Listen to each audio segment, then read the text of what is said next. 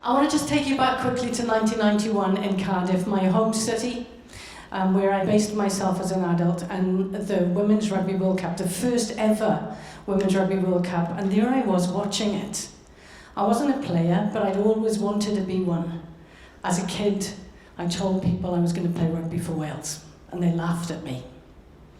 And I watched these women play, and it was like wonderful, inspirational, incredible. And about 3 months later, I was cycling through a park in Cardiff, and I saw women being coached rugby. I stopped my bike and I watched them, and the coach came over and said, "Do you want to join in?" And I went, "Well, who are they?" And he said, "This is the first ever training session for Cardiff Women's Rugby Club." And that was it.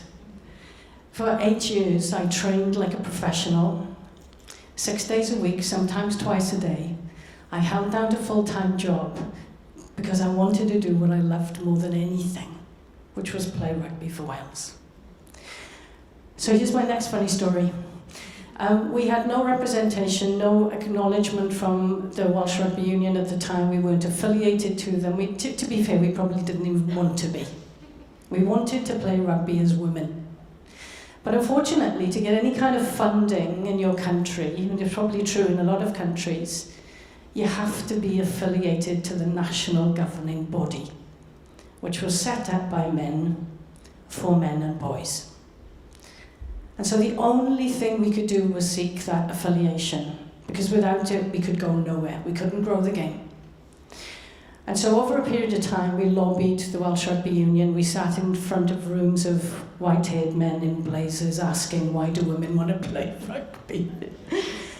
And we fought hard, big, hard battles. And it was devastating. You know, some of the questions we were being asked and some of the conversations that we'd have to get into just to be recognised and acknowledged. It was tough. Anyway, eventually we got affiliation. And then at that point, I turned round to Glanmore Griffiths, who was the chairman of the Welsh Rugby Union at the time. I took him to one side at an international match, and over a beer, I said to Glanmore, the words that came out of my mouth were, "Glanmore, if I can find half the money for a national director of women's rugby, will you give me the other half?" And he said, yes. I thought, good God, I'm halfway there. Anyway, about 3 weeks later, I bumped into this man called Arthur John. And Arthur was the chairman of the Dragons Rugby Trust, fully funded by the Welsh Rugby Union. And I said to Arthur, "Hey, Arthur, if I can find half the money." And he said yes.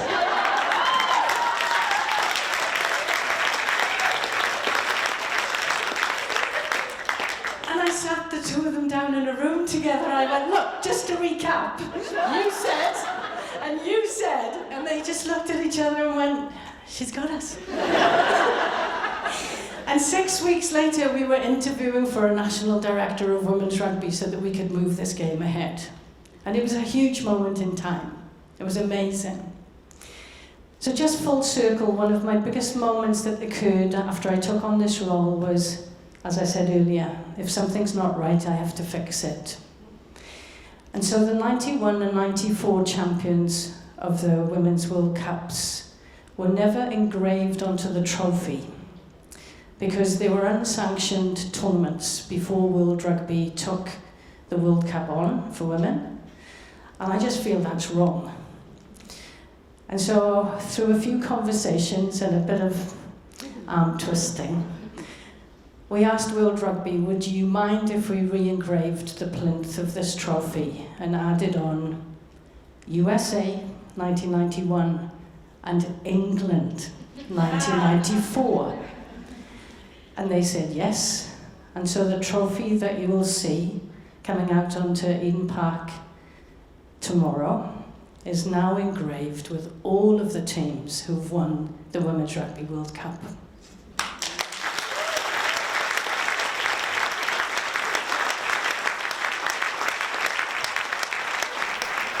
I just want... Can I say something? Of course. I played as I am in the 1994 World Cup team for England.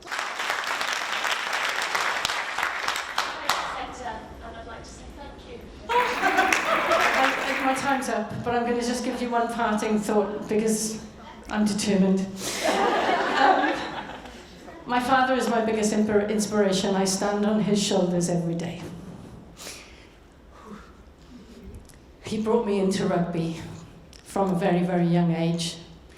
I've admired him and followed him. He's been the secretary of a rugby club for 35 years. Our world was rugby. It still is now. Well, my dad has a saying, and every time I used to struggle to get the answer I needed, or I was really, really struggling with getting things done properly, he'd write me a little note, handwritten, and he'd give it to me to put in my pocket, and it said on it, "Nil illegitimae carborundum." I don't know if any of you know what that means. There's a few nodding heads. It's a fake Latin saying, and what it means is, don't let the bastards grind you down. My whistle, which I used to coach the Ponsonby Fillies and the Auckland Under-18s girls last year, is engraved with "Nil illegitimae carborundum." Thank you.